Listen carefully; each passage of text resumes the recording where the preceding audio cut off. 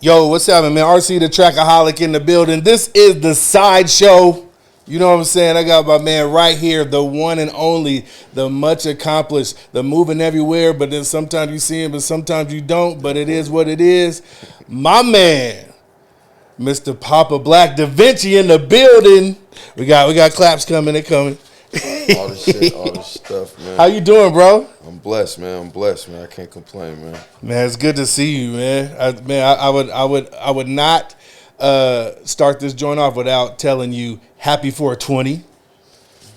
You know, We're getting to of it, course, man. yeah, We're we getting to to the it. rollings. I can't lie, man. I've been around you when you get to it, man. It's It's an yeah. amazing station to be on, ain't it? I came in one way and left another. It's a real high station, man. That's a fact of life, man. I know some guys that get louder than me. That's Word? yeah. I know some guys that get way louder than me. Louder than you. That's okay. All right, No cap, man. man. Well, it's good to have you here, man. You know, it's been a minute since we've been on the red couch, but I had to bring my man up here because, to be honest, you're just an interesting dude. You know, we sat down and had a couple conversations that went longer than I thought. They would. I was like, what the hell? I was talking to this nigga for hella. Yeah, you was talking though. Yeah. I was just listening. I was like, man, I'm just passionate about certain things that I feel, and somebody catch me in the right moment. You know what I'm saying? They could really. I'm not really a talkative dude, but you know, they catch me in the moment. Yeah, that's one thing I do know. I'm good. I mean, me personally, I've known you for a while. Now, but tell me this though. Where are you from? I was born at Group Health, man. I'm born and raised in Seattle, Washington. Okay, see, okay. Now, did you grow? Everybody think I'm from somewhere else, but I don't want to interrupt with questions. Go ahead. No. You said everybody think you from somewhere else? Ever since I was probably 3-4 years old, nobody ever.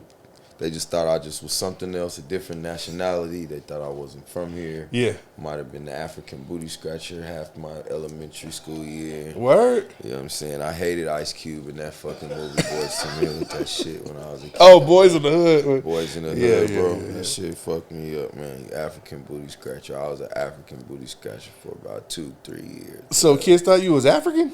African. I'm Jamaican and Cuban. Okay. I learned. I didn't meet my father until I was like 21 years old, but you know, you learn your roots and everything that you're from. He's from New York, and he got a different. He's from BX, and he got that other piece of me that people just didn't recognize and didn't understand. So that's why I am the way I am at the end of the day. Yeah. Well, I tell you what, that makes a lot of sense to me because you do come across different than like. Most, I mean, I hate to say it, but I'm gonna have to say it this way: the average Seattleite, you know what I'm saying? Like Seattleites got they traits, you know what I'm saying? That we recognize in each other. But you know, because one thing I know is that you're gonna see Papa Black, you probably gonna see him by himself. Yeah, I'm not. Oh, you move that way. I'm a team player. Yeah, for sure. Don't get me wrong. Yeah, but a lot of the guys that's on my team don't even like the limelight for real. Yeah, you know for sure. And I learned this a couple of years ago. Somebody else told it to me. It was just like, you're an introvert, but you force yourself to do other things, so that makes you a forced extrovert. So I'm an introvert. I like to preferably be by myself in my own space within my just trusted circle. But outside of that, because of the industry that I'm in, you don't have no choice. You have to be seen. You have to kind of do certain things. And you got to expose yourself. You got to be social at the end of the day. So I make myself do that at the end of the day. Is that hard for you? Like sometimes. Yeah, for sure. Depending on the task or what? Depending on the task, depending on the people, the environment, you know. You could be, I don't know how to explain it. It's just dependent on a lot of different things. No, yeah, I understand. Sure. I mean, like for example, you have to come out and promote, right? You know, you got flyers, you got a hand-to-hand combat. I mean, is that something that you enjoy? Or is that something you have to force yourself to do? That shit is like embedded in me. Like I said, I'm from the South and shit. My stepdad, my mom's first husband and shit, when I was a kid, he used to be like, little local DJ and shit named Panama Red. He's a real life Panamanian and shit. But he used to do all the hip hop, little late night shit, after hours shit. So I grew up in Lakeshore Village. Lakeshore Village, yeah. And he used to have me when I was like 7, 8 years old, passing out flyers at every car in the hood and shit like that. That was my little task for a little allowance, get $5. Yeah, for sure. Make sure you hit the whole parking lot, little shit like that. Me and a couple of my cousins, I was just the one that just really just went all out with it. Right. Made sure I got it into people's hands real early. He taught me a couple of little tricks of the trade that kind of stuck with me. So I don't know, that hand-to-hand combat shit is just kind of natural when I think about if I'm invested in something, I'm gonna push it. Yeah. You know what I'm saying? That's how I just feel as far as that goes. And the computer is cute, and it gets what you need out there for sure. Yeah. But you know, when there's no social media, or you know, I recently lost my Instagram, got hacked, some other shit. So you go from 60K to 500 followers. Now you can't even reach the people that you. So how did I have a sold out event? I only had an account that had 500 followers. So how did I make a sold out event?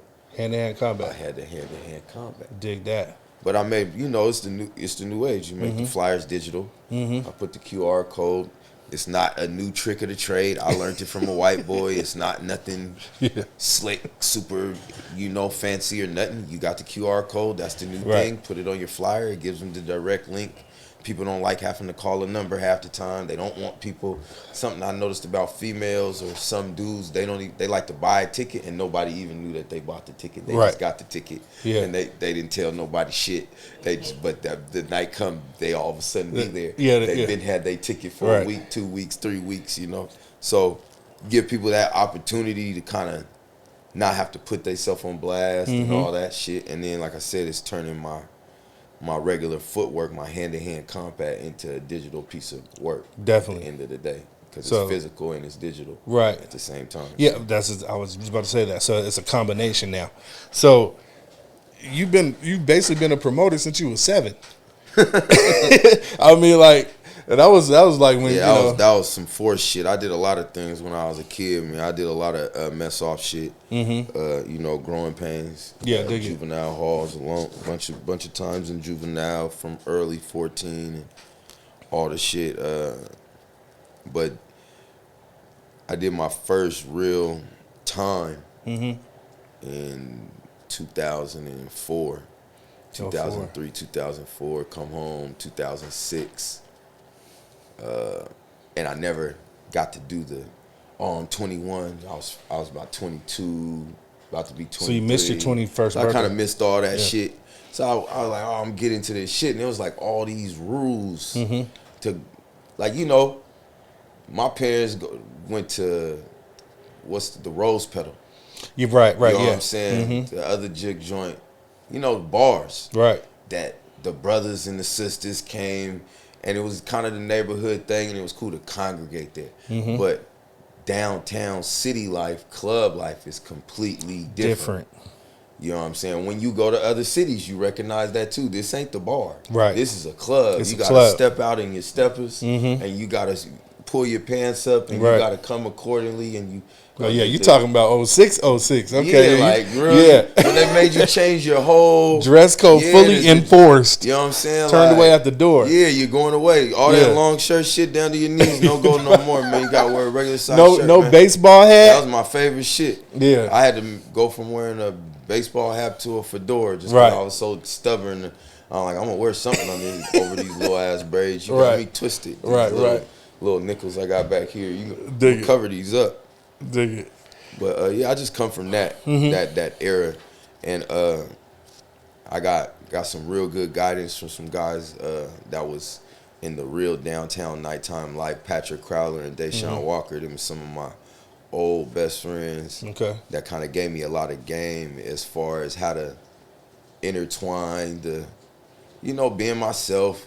Being a nigga and still being able to deal with white folks and mesh the shit together and make everybody feel comfortable. And we got to step our appearance up a little bit, but it makes everybody feel more comfortable. And then we look hella fly at the same time when when we really step out and dress up, we look hella filthy. Of course. So That's always a plus. I don't be knowing why we don't be wanting to do that anyway. You know what I'm saying? Because I don't wear a hoodie everywhere. Right. But Yeah. if it's my life, it's my regular day. Yeah, Right. yeah.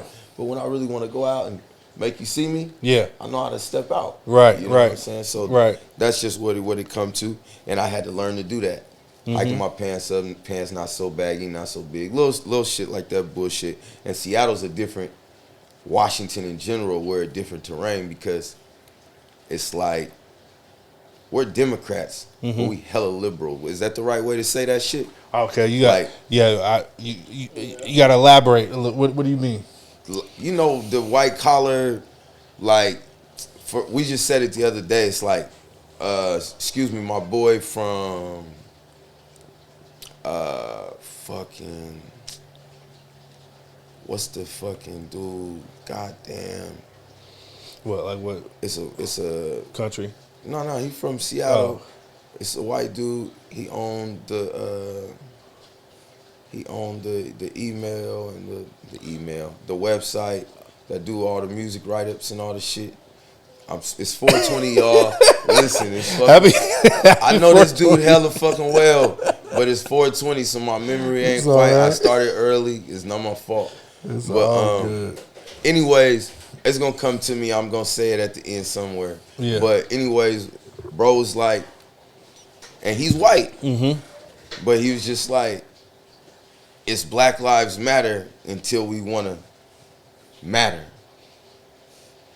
You know what I'm saying? Until we want to actually be seen. No, definitely, yeah. Until we want to be in congregations and groups and things. Yeah, I get that. And then, no, we don't matter so because we make everybody all of a sudden uncomfortable because it's just so many of us. But we're only 5% of the whole goddamn Washington. So Right. how is so many of us? That's true. So we get 400 of us. Yeah. And it's thousands of y'all. Yeah.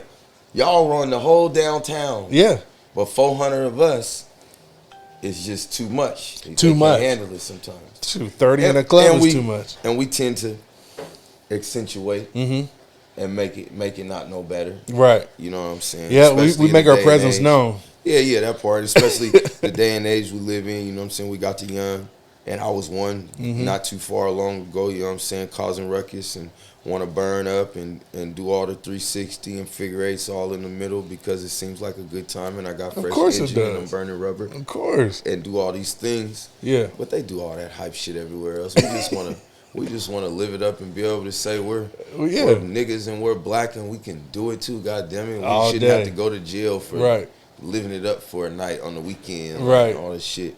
Right. Now when we're killing each other and all the dumb shit, you dumb niggas. Dumb niggas. That's all I'm gonna say about that. It's not. I mean, like, okay. I don't go into the No. conversations of that, but Right. I just say dumb niggas. Just let's all try to make it home at night. At the end of the day, we all just want to party.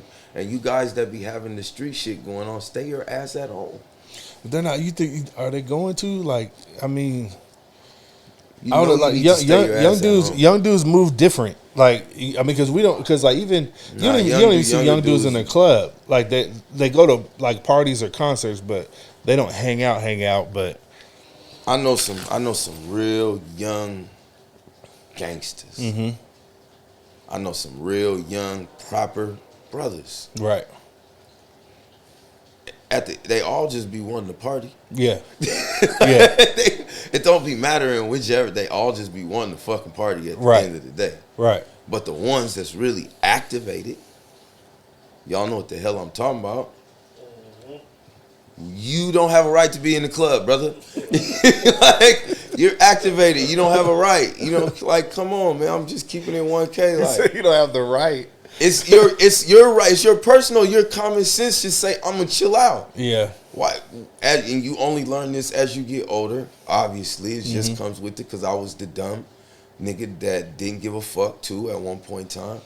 But it just come a time when it's just like, God damn, I'm in it right now. So let me just stay out the way for a minute. You gotta learn to put yourself on punishment, and a lot of niggas just don't know how to sit their ass down in the house. You know what I'm saying? do you think And that comes? You save so much money. Oh, so you said so. Save Like, I mean, money. do you think that comes from like lack of guidance, or just like it's just a different day and time? It's a different day and time. Yeah, it's just- I really feel like, I don't know, it's a generational gap. Yeah, definitely. In some instances, where it's just like a step got skipped, some years got skipped, where some grown niggas, it's like you got this 15-year gap. And these guys that started at the top of those 15 years passed it down to the guys for the next 5 years. True. But those guys that got it at the 10th year, they didn't pass it on to the guys for the next 5 years. Nah, they went and got jobs and got married and had kids. They just skipped it. Yeah. And it was just like, they might have left the streets alone early, whatever. They might have died. They might have been locked up. You know, couldn't give them the game. So you just had a bunch of youngsters out here that just, they big homie that was the nigga was not around. Right. To give them what they really needed. You know what I'm saying? And tell them that's dumb, because God bless, I didn't have no dad till I was 21, but I was blessed to have older homeboys. Even when I went to the penitentiary, my nigga Goldie, all, you know, we not gonna talk about the street shit. Yeah, where I'm from. I feel you. You know, it was just always guys that was able to tell me, you're filthy, and I can't tell you not to do the street shit, but you're filthier than the street shit. Like, you can still be filthy. You learn some things. You know, like, people like to get their feet wet. Yeah. And go mess with the streets and get their feet wet. Like, even a lot of rap niggas to this day, all these kids is hella young. Nigga, I've been a gang member, nigga, for 25 fucking years. Plus. Word. So, you niggas just is 21. Y'all niggas just jumped off the porch like 16. Fresh out of high 17. school. Yeah. Y'all sold a little dope for like a year. Maybe some, everybody call Pax weed. Pax is not weed to me. Pax is dope. Right. Crack cocaine. It's selling dope like, now. You know, like, you know what I'm saying? Like, that's a pack. That's a brick, a load, and all these things that these guys is talking. They be talking about weed. I'm talking about real dope. Right. Like what guys come from. You know, so things is just a little bit different. Social media, the pressure from social media make them feel like they got to keep up with more shit than they got to. You know, you got the young girls that got to do and feel like they got to do more than they should have to at a hella younger age. It's just, you know, it's a lot that go along with it, because when we was growing up, and now I can say that's just crazy as fuck to me, but even our parents was like, you niggas is lucky you guys got a pager. Yeah. Because they ain't had no goddamn pager. Yeah. And nigga, if I wasn't home, there wasn't no way for you to contact me. No way. Nigga, and that's it. Yeah. Leave a goddamn message and I get to you when I get there. Whenever. There's no... Cell phones is for stalking. It's electronic. That's my way to think of cell phones is for stalking. It's to know where you the fuck at all the goddamn time. Yeah. It's a verbal walking, it don't got no legs and limbs and shit, but it stays fucking with you everywhere you go. Exactly. It's a tracking device. Yeah, for sure. Now I can contact you no matter what. You don't have no excuse to not answer my phone call. That's how that shit is to me right now. But you know, it's just the day and age. You know, we had the pages with sidekicks. When I was a teenager, 2Ways and all that shit. That was the best thing. Watching Diddy on the commercial, on the video, and who was the nigga Mace on the video in shiny suits and they on sidekicks. Right. We thought that was the filthiest shit. When God to just be able to text a nigga and type a nigga like he on the computer. Right. To type a nigga. That was the filthiest thing and all the shit at that point. But now, and when I was real young, 7, 8, 9 years old, I didn't know what a New York nigga lived like. I didn't know what they did in Japan. I couldn't access how they live in Zimbabwe or Iraq and Europe and be influenced by so much more. That's why the rap game is not, that's a West Coast sound, down South sound, East Coast sound. Now that's a real sound. Because it's an internal influence. It's like, no disrespect to Roddy. I know they put that on him like, oh, Roddy sound like a Atlanta nigga or whatever. He's a West Coast nigga. He grew up, he's influenced by West Coast sound. He's in the Bay, right? Nah, fuck no, Roddy's from LA. Nigga. Okay. Don't be disrespecting on this live speaker, man. I don't mean to, but do your history checks, man. But it's just, there is not a distinction in, for instance, Seattle niggas, or they might say Detroit, Seattle niggas and Bay niggas is like cousins. Bay niggas and Detroit niggas is like cousins. LA has been influenced and starting to transition kind of into that Bay, Detroit type of thing, but LA always still has their joint West Coast type deep driven sound that's kind of embedded. It's rooted, kind of in everything that they do. That Definitely. I personally feel like. But everything's just like open season. You know what I'm saying? When I get on music, I just rap how the fuck I feel. I might feel like rapping fast today, slow tomorrow. I might feel like crying on the mic. I might feel like yelling at you. I might feel like using just my regular voice and talking. It just all depends. It depends on. I want to say mood, where like what's going on that day. I mean, just whatever. It's a lot of different things. Your influence, your environment, what you're around, what you're looking at. The niggas is who are around you.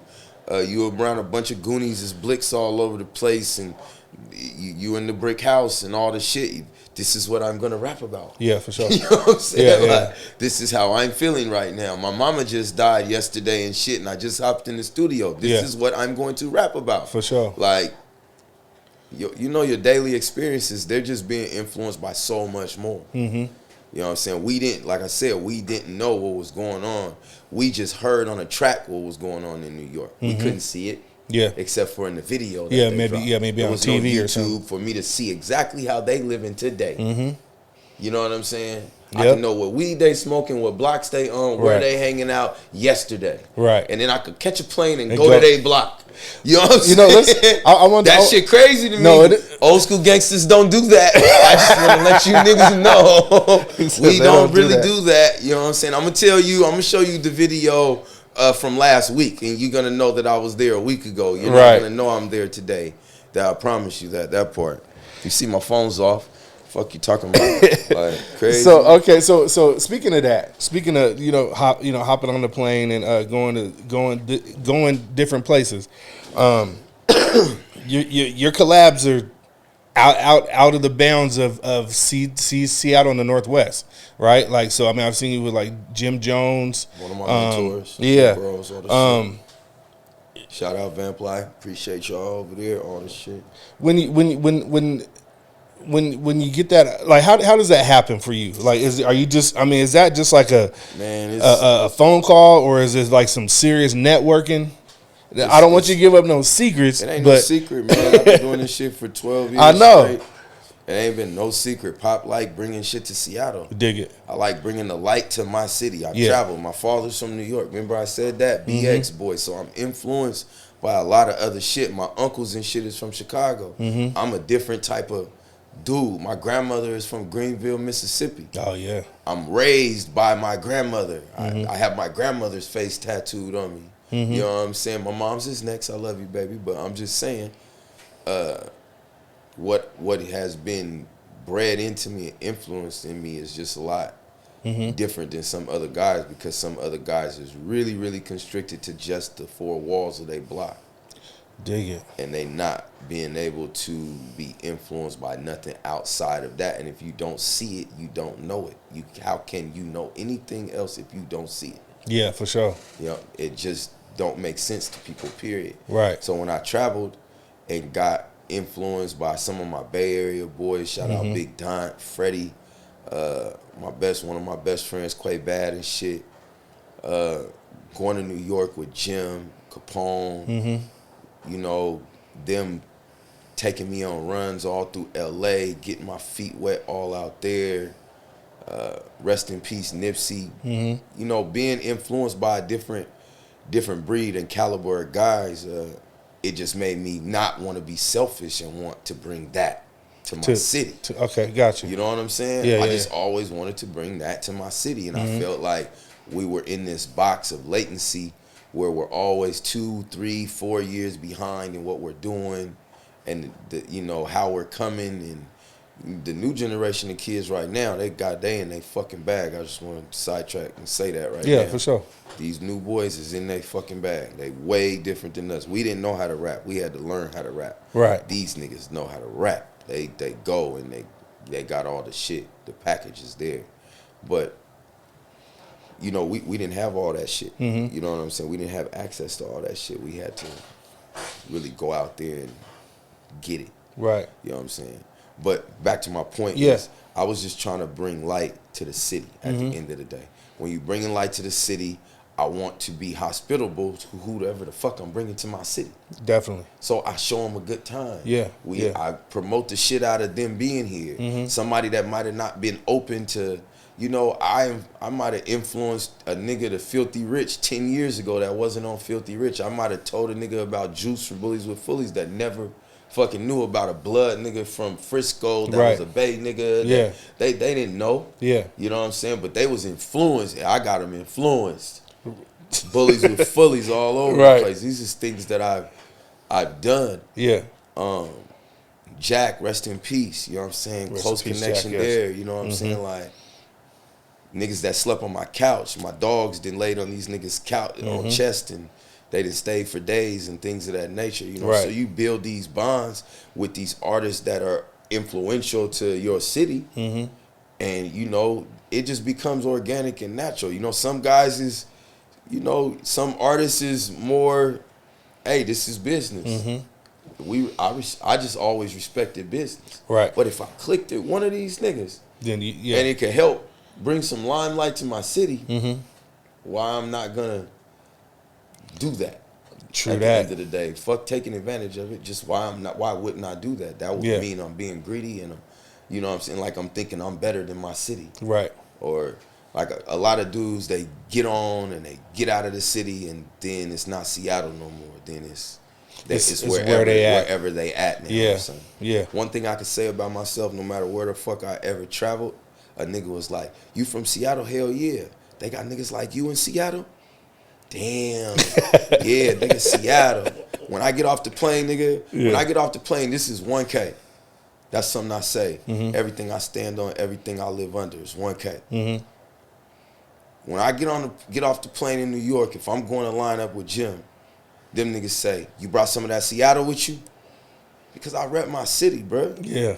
I don't go nowhere without none of this good Northwest tree ever. Word. It don't matter if I'm going to Florida, if I'm going to LA, if I'm going to New York, if I'm going to North Carolina, if I'm going to Atlanta, wherever I done been, I take this element with me. I stand on this 206 shit like real life. Dig that. And wherever I go, first anthem with Jim Jones, down with it. Like, you know what I'm saying? Like, I got a nigga from New York screaming down with it, South End. You know what I'm saying? Like, yeah, and meaning it. A Dipset. Yeah. Nigga, you feel me? Like, that's a 1K. Like, you feel me? That's different type of respect. So, and then you exuding that and not being a phony nigga. Like, what Jay-Z said, when I walk into the room, my voice don't change.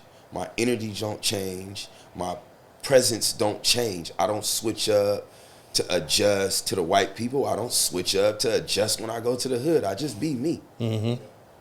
Some niggas be like that, or the Seattle nigga, oh, Papa Black, the nigga who talk all proper. Oh, he talk all proper and shit. You know what I'm saying? All right, nigga, I talk like a gang member. Like, I see, you know what I'm you want to see 10 of us talking like you that? You want to really see 10? You want to really see it? You know what I'm saying? But real life, hey, we do talk more proper. Yeah, we do. Hey, they think we have an accent. And that's whatever it is. Whatever they want to call our Seattle sound, it's us. And I stand on it. That's me. That's how we talk. Yep, that's us. You know what I'm saying? 1K. Fuck your life, all that shit. You know what I'm saying? So there's definitely a universal thing happening with you. Like musically, business-wise, the way you move, you know what I'm saying? You seem to be almost like a chameleon. You just kind of fit in wherever you need to get whatever you need to get done.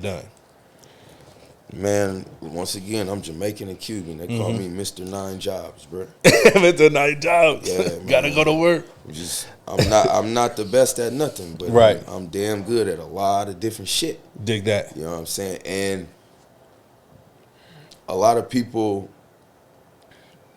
I don't know, growing up, being, you know, that syndrome, you from where I'm from, so how can you do what I can't do and all that shit? And how does this nigga get to do the clubs and do summer jams? Yeah, the only black nigga sponsor summer jam, all the shit, 3 years in a row. I remember that. 3 stages, models, put on shows, put on dudes that ain't never performed in front of 1,000 people or more, Facts of Life.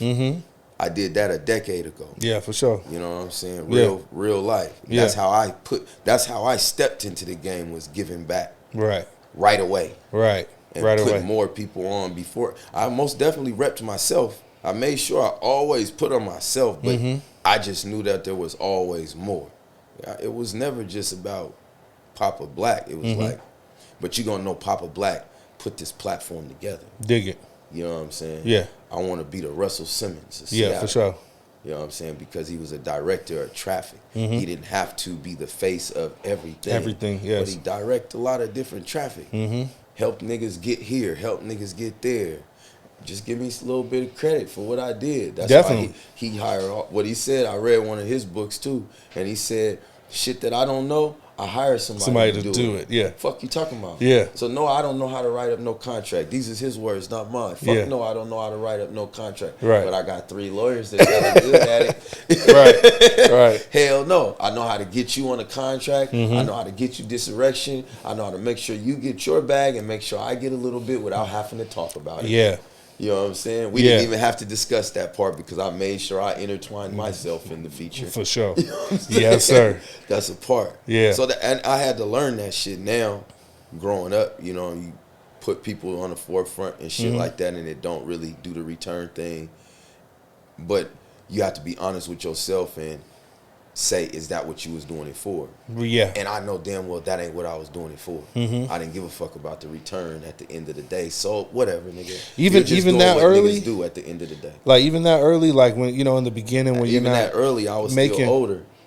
You see what I'm saying? Yeah. I get it. Everybody thought I was younger because I missed this gap of just, my mom. I was the black sheep. I been on my own since 15. You know what I'm saying? And when I left, I didn't go back home. I had a townhouse with some dope heads and shit when I was only 17 years old. Right.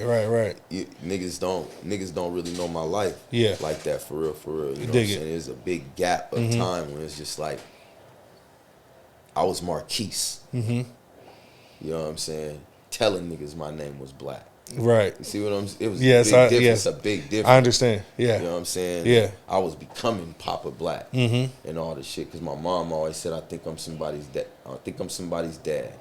My hood mom, Cookie, when I had my first daughter, she said, "Oh, black ass, you really Papa Black now." And there you go. Okay. So I'm glad we got that one out the way. So from 17 years old, I've been Papa Black for real. Like that's been what my deliverance was. You know what I'm saying? You gonna know me, nigga. My name is Papa Black. You know what I mean? But when I came home from doing the little small bit in the penitentiary, and it was just a walk in the park. I did a little turnaround, a little 26-month sentence. You don't do all that time. You know what I mean? So it was a turnaround, but it was some of the guys that was in there with me. Shout out my nigga Goldie one time. That was just like, nigga, you better than this spot, nigga. We see you come back on this turnaround, nigga. We gonna violate you. So, hey, that's a welcome. That's a welcome around threat. Back, Yeah, you feel me? For sure. I never made a round back. Yeah. God bless. I've been able to stay safe and out the way, and just be able to grow and pursue what I'm really, really trying to do, without diving into any other bullshit that comes along with leaving the other lifestyle. You know what I'm saying? Dig it. But yeah, that's just I just been through hella shit, and I've experienced hella shit, and I always was. I always been the nice guy that had to cloak myself. You know what I'm saying? So I couldn't let you know that I was a nice guy. You know what I'm saying? Because people tend to take advantage of you. Yeah. And I recognized that shit at a real young age, that people take advantage of the nice guy. So you kind of put on a. So I put on this. It wasn't fake, but it was just. It wasn't fake. I just put on front. this. I just put on this bulletproof vest. Yeah. You know what I'm saying? To safeguard myself from the bullshit. Right. You know what I'm saying? Yeah. That's it. You know what I'm saying? It just keeps me away from the bullshit. So not too many people can just say they just was able to get. It's a small fraction of people that could just really be like, I'm hella close to that nigga. I know where that nigga live. I know da. Right. You feel me? Like. Yeah. And it's always been that way. Yeah. You know what I'm saying? Dig That's it. because my mom used to move around a lot. I'm from the hood, but my mom used to always, excuse me, my mom used to always try to get us as far away from the hood as possible. But I was a bad fucker. I always made my way back. Yeah. No matter where you lived at, you was still in the hood. Listen, man, my grandma raised me. My grandma raised me till I was 9 years old. She passed away when I was 9 and shit. Not to say like moms didn't do her thing, didn't do her Dougie, but moms was still a young lady. You know what I'm saying? And grandma was an old lady that knew how to sit it down and just chill out. So I sat where the chill out was at the end of the day. So that was one of my, like I said, one of my bigger influences and shit. Dig it. And I lost my train of thought just now. That's okay. I'll pick it up for you. Go ahead. Listen, I told you the weed, a little bit of drink. I was going somewhere. I know I was. Hold on. It's still good stuff. But I'll tell you what. I want to switch tracks just a little bit because I accept that. That's fair. Y'all, I want to smoke so bad, right? Man, look. But it's okay. We doing the podcast. You know what I'm saying? We're gonna talk about it later. Boo me. That's my fault. Let's run it. So now musically and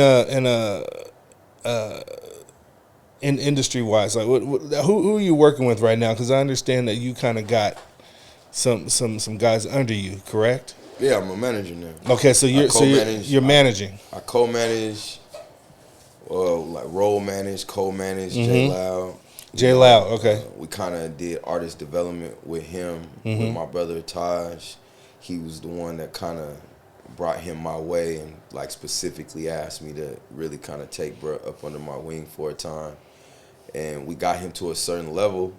Now he's signed to Asylum Records. He's in LA, and we're still busting moves as managers and all this shit. But you know, when the label get involved, it's just a bigger platform. Now, when you said the label, you talking about Asylum? It's more rules involved, right?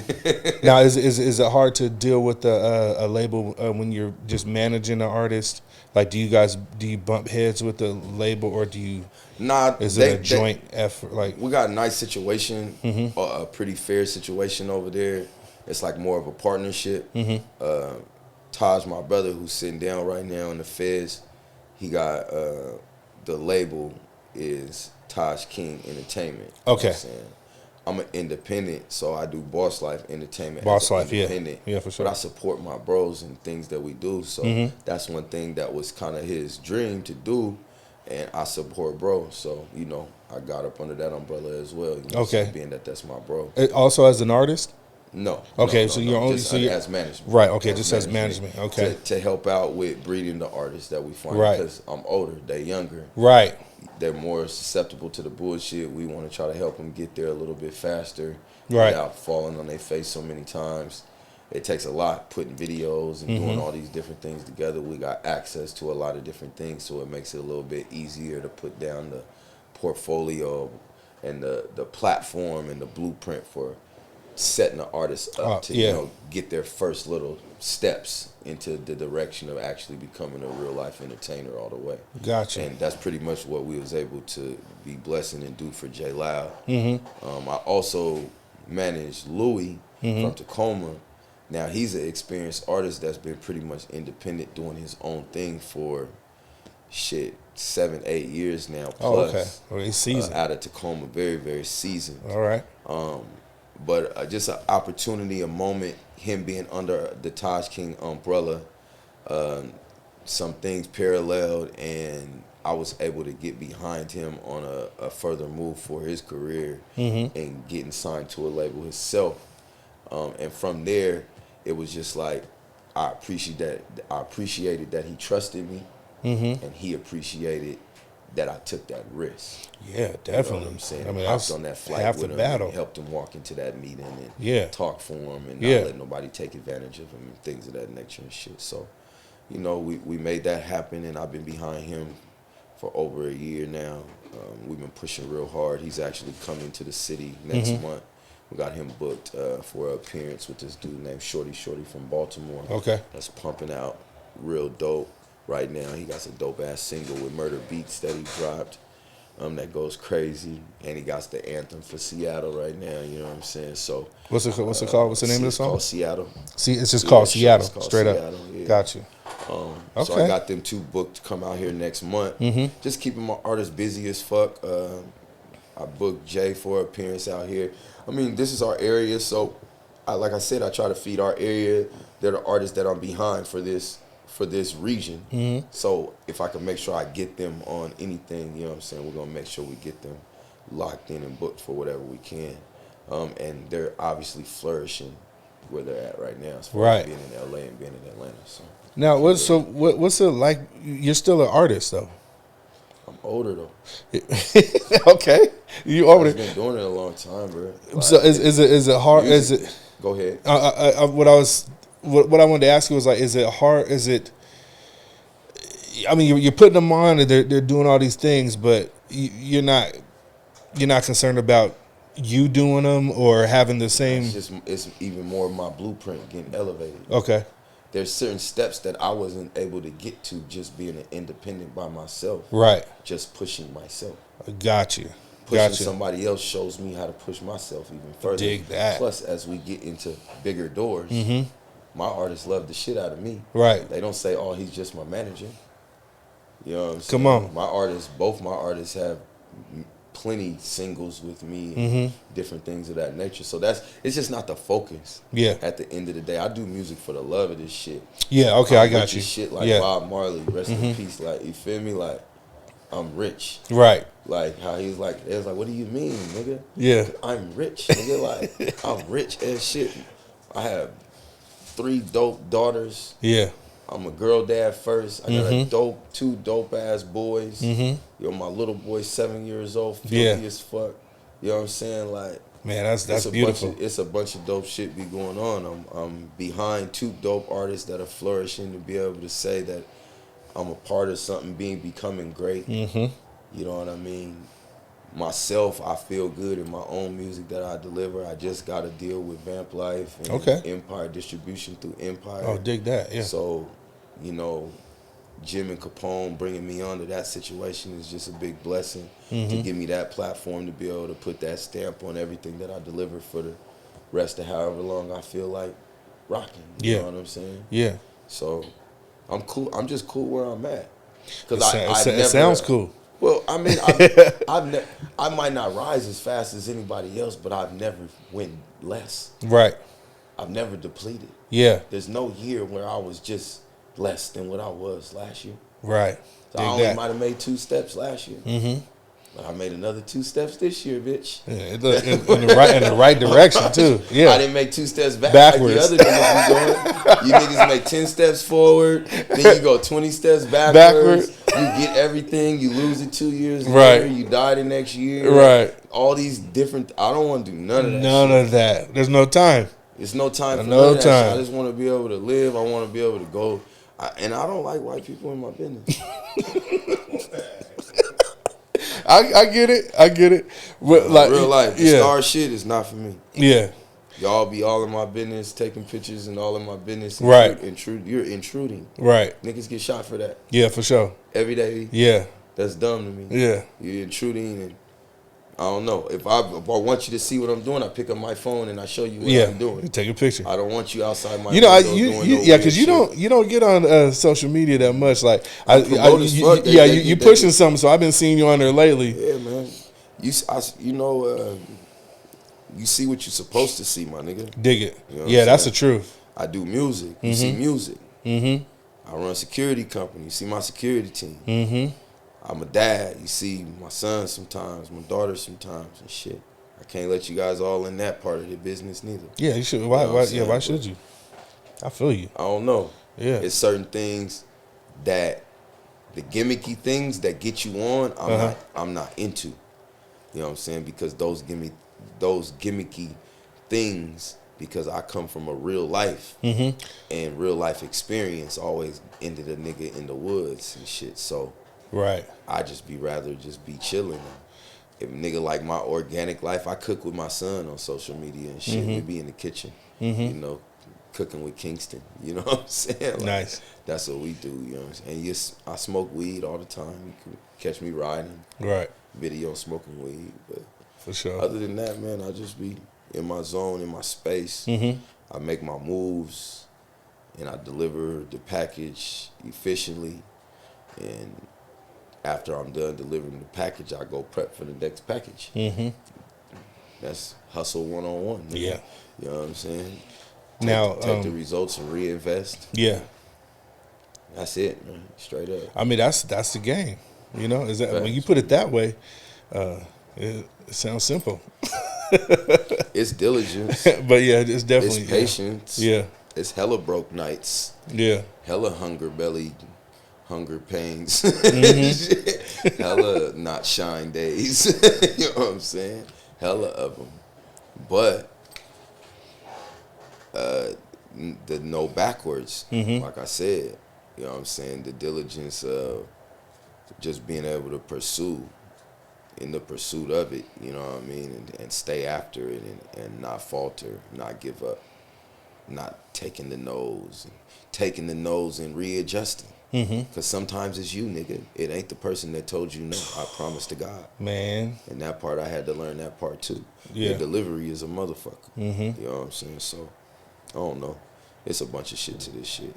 I could be talking for days and forget what I was talking about. There really is. You know, I mean, like it takes a special kind of person to be able to move and maneuver and still be on the up and up. You know what I'm saying? God bless the family that I'm from. You know, I'm well protected and been able to walk around. And, you know, niggas know we from Seattle, so being able to be a genuine South Central nigga. But I'm from the South End, but I can still go walk the Central and go get hugs from a bunch of Central niggas and go to the West Side and fuck around with some West Side niggas and go to Tacoma and go fuck with some of my Tacoma bros. It's just a respect thing. I've been from where I've been from the whole time. Right. I never acted like I was from nowhere else. Got you. And I can still walk into every one of these places. It's just all your projection. Yeah. You know, I ain't trying to take from nobody. I ain't trying to take nobody's bitch. I don't want your girlfriend or none of that weird shit. So you usually have less problems. If it like Tupac said, man, half the problems be behind one of these bitches, a woman, a lady. Don't chop my head off. Just a quote. But, a quote. But just a quote. But half the time it just be behind some stupid bullshit.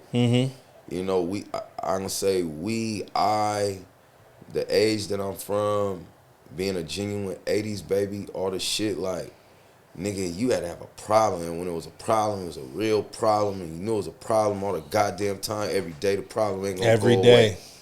You know what I'm saying? These niggas sometimes be sometimey, and it could, and they all cousins. And they be cousins, and they grew up together, and from one side to the other. Half of us is all related. You know what I'm saying? I got 6, 7, 8, 9, 10, 20, 30 cousins from the Central. I got 60 cousins from the South End. Whole bloodlines. Like, father from New York, like I said again. Like, it's a lot. You know what I'm saying? So, you got to be able to mesh in and not be a bully. You know what I'm saying? I never really been a bully. I don't know. It's a blessing. That's all I got. It really is. It's a blessing. I ain't mad at it. You know what I'm saying? I got a 60-year-old OG named Corn that love the shit out of me, and I got a 55-year-old uncle named Cal that love the shit out of me, and they from different whole sides. You dig that? You feel me? Yeah. So that's what all that come from, realistically. Me being bred up under those type of fellows. And I, like a lot of niggas, you come up with your young homeboys. I came up with the OGs. That's what I was gonna say. It seems like in your life, I didn't have no brothers and I had sisters, but I was the only boy. My dad wasn't around, so no big brother. I was every big cousin's or uncle's little homeboy. You see what I'm saying? That's in the family. He gonna come with me. Oh, little Marquise, he gonna ride with us today. You know what I'm saying? Right. So I got to ride with all the big guys. Right. And get to see all the big guys do the big stuff. Right. So when the guys my age came over, when they was bragging about smoking weed, I had already seen all the weed in the world. Right.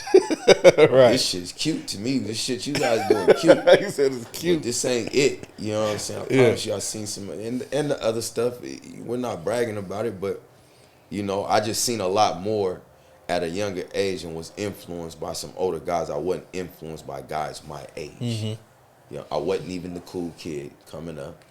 You know what I'm saying? I was kind of the outsider kid. I always had some cool partners. You know what I'm saying? Some of the cool guys always adopted Pop. Right. You know what I mean? Right.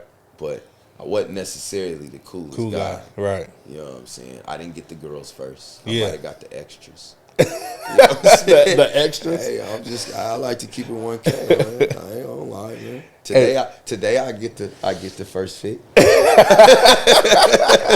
You feel me? I get the first pick, the last pick, the middle pick, all the picks. I get all the picks today. Take all of them. You feel me? And then I only really pick one. At the end of the day, no cap, I go home to her and shit. Dig it. Well, tell me this. I was looking at this clip of Snoop Dogg. He was talking on Drink Champs. Shout out Drink Champs. Wonderful podcast. Dope as fuck. Yeah. And so he got on the subject of how he had obtained death row to a certain extent, and then he took all of the catalog off of social media. I mean, off of DSPs, digital supported platforms, and then he plans on putting it in one place, redistributing it. Yes, so he gets all the fucking bag. Yes, and can't no more white people take his money. Sorry, white people, I love you, but you guys be stealing from us forever. You guys take all our shit, make it yours. Okay. Find a way to own it. Tell us we gotta have rights to some shit that we wrote. Like, it's weird to me. Like, bitch, I was in my basement listening to a beat. I wrote this. This is me. Mine. I wrote this. Yeah. And then I went to the studio and I recorded it, bitch. You was not there. Right. You did not influence this. You wasn't smoking. You didn't roll the backwood that I smoked. You didn't have anything to do with the lyrics. You didn't influence. I didn't mention no white people in the song. Like, I don't see how they take the money. I don't see how they be taking the money and then they be getting the money. But they do. They take the money because they can. Because they can. Because it's the business. Because they own the platform that we're trying to be on. And that was actually my point. That's his point. I really wanted your opinion on that because, you know, as I want to smoke this so bad. I'm sorry. I feel so bad, man. I keep looking I keep looking like for a lighter and shit. I would have, if I had a lighter, I would have accidentally lit it 3 times already. No cap. But go ahead. I owe you one. We're gonna do another one in a smoke friendly environment. Smoke it up. I'm gonna get RC real accidentally. Hey, you know what? I'll take you up on that. Yeah. Okay. No, I owe you that one. I owe you that one. Because I did one in here with BZ and Supo, and I mean I'm tripping on stuff is falling down. It was terrible. Boy, oh boy. But hey, 420. But I really want your look on that whole concept, because what he was saying was he wanted to put all the music on the metaverse and like in one spot, so that just like you said, he get the bag. My question to you is, white people run the metaverse too, huh? White people run the metaverse too. This is true. So you still don't own that. I don't agree with. I agree with the concept of what OG's trying to do. Okay, that's a fact. And he has the ability to do it because, one, he rich as fuck. He is famous as fuck. And he has a platform they're already gonna follow. A nigga like me can't just necessarily do that. Right. Or the regular nigga from the hood can't just necessarily do that because he's not gonna get the traction. Now, if you could promote a show or you could promote a record, how come you can't promote your own platform or your own app or something like that? City dick riders. Shit. What? I'm talking about the mindless masses. I'm not talking about the gangsters and the niggas know who I'm talking to. I'm sorry, you caught me off guard with that one, but the average person from Seattle is just a dick rider. Like, right. It's just whatever's popping in the moment, and if the next door neighbor's not listening to it, they can't listen to it yet. And whether your shit's filthy or not, it's you know, I'm always quoting because I hear things and I repeat things, so I don't like to make it seem like these is always my quotes or my exuberant thoughts or whatever, you know what I'm saying? But I learn and then I repeat, and that's how I teach other people. But it's the you grew up in the neighborhood with me mentality. You know what I'm saying? You grew up here, so I should be able to do what you do. And matter of fact, I should be able to do it better. So why should I support you? So I could just do what you doing, and then I could just do it better. And that just be pretty much the abs so in a bucket look. You know what I'm saying? And the thing that we be going through all the time. And that's why I became such an independent and soul. They be like, Papa Black, stubborn as fuck. Everybody know you can't bully me to do nothing. Right. You can't make me do no show. Yeah. You can't make me perform if I don't want to. You can't do nothing. Ain't nothing you can force me to do, nigga. Yeah. You know what I'm saying? Like, there ain't nobody on this earth besides God and the government that could force me to do nothing, nigga. God and the government. Yeah, man. I'm just saying, nigga, government can force you to do a lot of shit. Yeah, for sure. For sure. They can force you to give it all up. Let me ask you this. What you got? Like, I see you got some flyers with you. I keep one of them in my back pocket. Man. Is this your event, or is that something you just kind of helping out with, or? Nah, most of the events. This is my event. I have been kind of like stagnant for the last few years with the COVID and different things like that. So I was able to put a lot of time into pushing the artists, J Loud, and get behind Louis, pushing him more. Tell me about the event. Shorty coming up. We just coming off a sold out event with Cide baby as a special guest. Okay. He came out, lit up the city. They don't even want me to do another event at that club. Yeah, that was that stage, right? I lit the city up so much, you know what I'm saying? So, you said they don't want you to? Yeah, they don't even want me to go. They might let me come back later on, you know what I'm saying? So I'm not going to stick my foot in my mouth or nothing. Okay, but, don't do that. You know, I respect them guys over there at the end of the day. It is what it is, but I couldn't do the double back, so now we got another event coming, shorty at my boy, what's his name? Trent, excuse me. It's Trent, one of the dopest DJs in the city and all this shit. He's also a GM at the Mint Lounge. Okay. Because I don't burn bridges and I keep my options available, I was able to back turn and recalibrate and put together the event there. So, that's what we're about to do, what we call the Bandemic right now. So I had the Bandemic Volume 1, now we're about to do the Bandemic 2. Dig that. And so we're going to go so on and so on. Okay. Lit. I just do it for the city at the end of the day, man, I promise you. Man. I like to make a couple dollars, but I do it for the city. I appreciate it, and I hope that the city appreciates it. I like that conversation that we had that we was actually at my brother Beezy's house. I think he was watching football or something. But I was like, man, because I ain't gonna lie to you, like this particular platform right here, like I had stepped back from it. You know what I'm saying? Because I had DJ Peg with me, and he had to move away and stuff. He couldn't come and do the show with me, so I kind of stepped back from it. But I knew that after we had that conversation, when I came back, I was gonna have you on. You know what I'm saying? Because I was like, I gotta talk to this guy. You know what I'm saying? We talked about some other stuff and music, but we'll get around to that, I'm sure. But I just want to tell you that I appreciate you coming through. You know what I'm saying? You could have been anywhere in the world smoking a big old blunt. It's 420, nigga. But you still came here to fuck with me on the side show. 420, nigga. Happy 420, man. Lucky, you know what I'm saying? I always smoke big anywhere. I carry it back everywhere I go. So. Well, I appreciate you, man, and I'm glad you gave me the opportunity to celebrate you, and I'm glad that you came up here and didn't smoke that blunt inside our non-smoking facility. I respect it. It's I owe you a high RC the Trackaholic interview. Getting him contact one day. Word to bond. It's coming. That episode's coming soon. It is. Ask him questions. And I'm not playing. Listen, don't fuck y'all up, nigga. Everything. Watch. I love it. I love it. Once again, Papa Black Dizvinci in the building. This is the Cide Show. We appreciate you coming by, bro. Hey, And man. thank you so much. Before I go, man, anywhere, I told myself in any interviews, man, just continue to say, man, be safe, stay smart, stay focused. Tell any sucker, fuck your life. Keep it 1K. Free all my brothers. My brothers that's locked up for no reasons. My brothers that's locked up for the real reasons. Come on home faster. When we come home, you know we're going to be eating. I promise you. 1K shit. Peace out, y'all. Salute.